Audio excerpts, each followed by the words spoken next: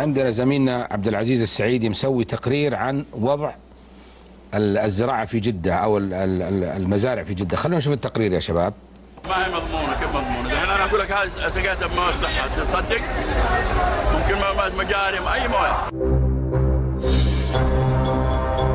تساؤل هذا المسن قادنا للبحث في تجارة الخضروات التي تنتج بطرق موبوءة تسوقها عمالة أجنبية.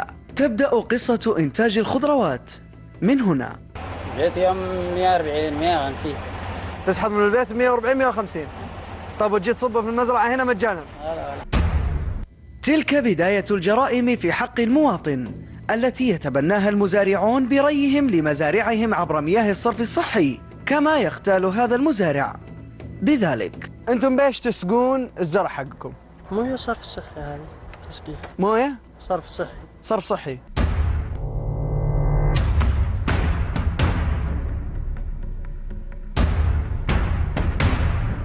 جرائم مولدها العمالة الأجنبية ومنتهاها أروقة مليئة بالفساد لتجد عمالة أجنبية أخرى تخلط الصالح بالفاسد لتبيعه في الأسواق الأخرى.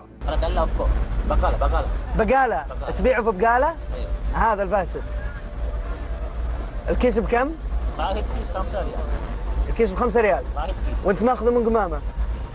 مزارع منتثرة لا تفارق مصبات الصرف الصحي أو مكبات النفايات، بدايتها الوباء ونهايتها الداء.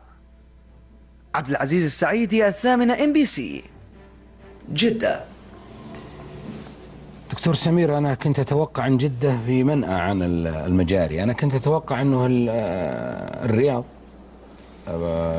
يعني هي اللي فيها بعض مزارعها صار فيها. أثري جدة فيها مجاري مباشرة ما عادهم مكرر.